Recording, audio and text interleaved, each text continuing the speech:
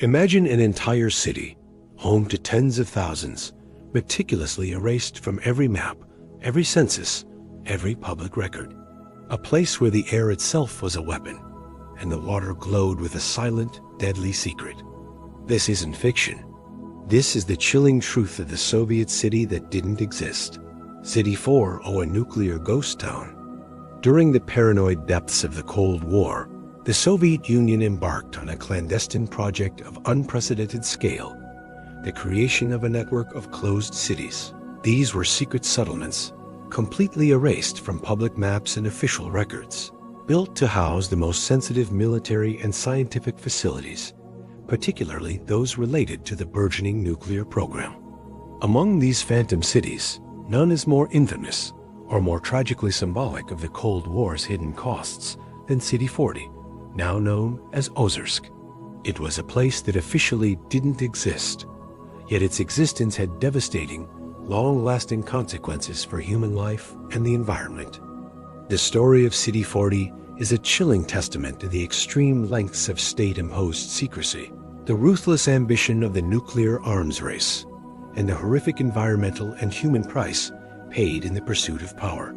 It reveals a parallel universe of privilege and isolation, built atop a silent, invisible killer, radiation. Part 1. Birth of a Secret City, the Nuclear Race. The genesis of City 40 lies in the desperate urgency of the Soviet Union to develop its own atomic bomb after the U.S. devastatingly demonstrated nuclear power at Hiroshima and Nagasaki in 1945. Joseph Stalin ordered an all-out effort to catch up. 1. Site selection. A remote, sparsely populated area in the Urals region was chosen. Its isolation, coupled with the presence of abundant freshwater lakes crucial for cooling nuclear reactors, made it an ideal, albeit dangerously ill-suited, location. 2. Rapid construction. Codenamed Site 10 or Combinate No. 817, construction began in 1945. It was built with brutal efficiency, relying heavily on forced labor from Gulag prisoners, Soviet soldiers, and German prisoners of war. Living conditions for these laborers were horrific, resulting in high mortality rates. 3. Mayak Production Association. At its heart was the Mayak Production Association, a massive nuclear facility primarily dedicated to producing plutonium for the Soviet atomic bomb. The first reactor A became operational in 1948, producing the fissile material for the Soviet Union's first atomic bomb. Tested in 1949. Part 2. Life behind the barbed wire, privilege and isolation. For the scientists, engineers, and their families who lived in City 40, life was a strange paradox. Unparalleled privilege within a cage of absolute secrecy. 1. Absolute secrecy. The city literally did not exist on any maps. Its residents used a P.O. box address. They were forbidden from telling anyone, even family members outside, where they lived or what they did. Correspondence was censored, and visitors were non-existent. 2. A golden cage.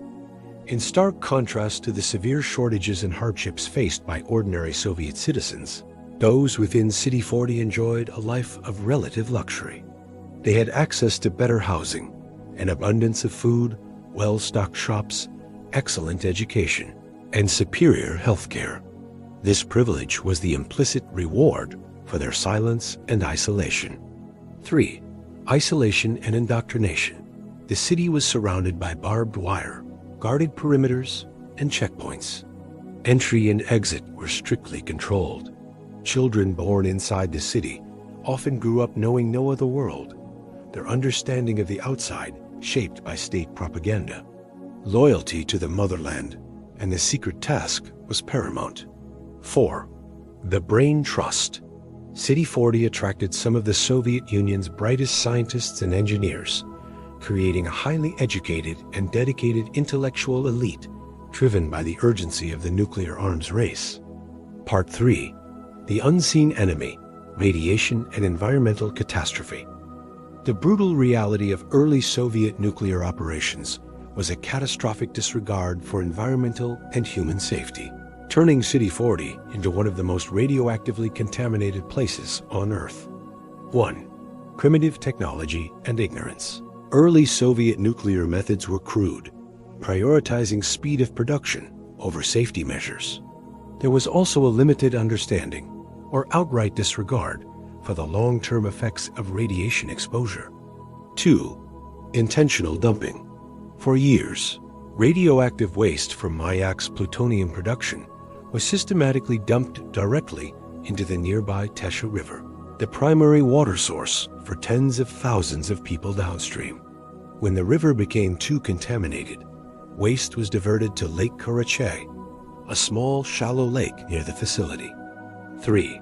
Lake Karachay, the world's deadliest lake. Lake Karachay became a concentrated repository of nuclear waste, accumulating an astonishing amount of radiation. Merely standing on its shore for an hour could deliver a fatal dose. It was infamously dubbed the most contaminated place on Earth. 4. The Kyshtym Disaster. This was a catastrophic explosion of a radioactive waste storage tank at Mayak.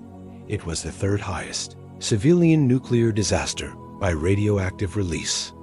A plume of highly radioactive material spread over 20,000 square kilometers, affecting over 270,000 people and creating the East Ural radioactive trace. The Soviet government initiated a severe cover-up, slowly and secretly evacuating affected villages over years, lying to residents about the cause of their illnesses. 5. Long-term health impacts. The consequences were devastating. Workers at Mayak, and particularly the populations living along the Tesha River and within the EURT, suffered from extremely high rates of cancer, leukemia, birth defects, chronic radiation sickness, and other radiation-related illnesses. Generations were profoundly affected by this invisible killer. Part 4. The Truth Emerges, a Legacy of Lies. For decades, the existence of City 40, Mayak, and the Kyshtym disaster was one of the Soviet Union's most closely guarded secrets. 1. Initial denial. The Soviet government maintained absolute denial, suppressing all information, censoring academic papers, and even moving population centers on maps. 2. Western intelligence. Western intelligence agencies eventually became aware of the city and its operations through satellite imagery and defectors, but the full extent of the environmental catastrophe remained unknown. 3. Glasnost and perestroika. With Mikhail Gorbachev's policies of glasnost in the late 1980s, the truth slowly began to leak out. Local scientists and activists began to speak out. 4. Official acknowledgement. After the fall of the Soviet Union, the Russian government finally officially acknowledged the existence of the city and the Kyshtym disaster. The city was eventually given its official name, Ozersk. Part 5. Ozersk today, a lingering shadow. Today, Ozersk remains a closed city, albeit for different reasons, living under the shadow of its past. 1. Still restricted. While no longer a complete secret, Ozersk is still a closed city, requiring special permits to enter. This is now primarily for security reasons, as the Mayak facility continues to operate, albeit with vastly improved safety protocols. 2. Environmental cleanup.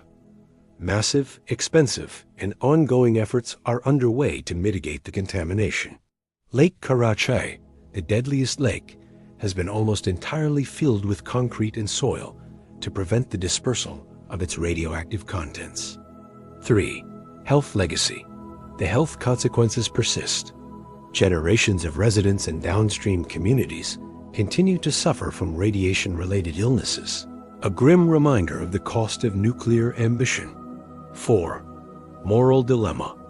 Ozersk stands as a poignant symbol of the moral dilemmas inherent in the Cold War. The scientific triumph of creating the atomic bomb weighed against the horrific human and environmental cost of its reckless pursuit. Conclusion. A ghost city of the nuclear age. City 40, now Ozersk, is more than just a place on a map. It is a chilling testament to the extreme lengths of Cold War secrecy, the ruthless drive for nuclear power, and the devastating, long-lasting consequences of environmental negligence. It is a ghost city, not just because it was once erased from maps, but because it remains haunted by the invisible specter of radiation and the buried past of a nation willing to sacrifice its own people for perceived national security. Its story is a stark reminder that some secrets, no matter how deeply buried, can never truly be confined.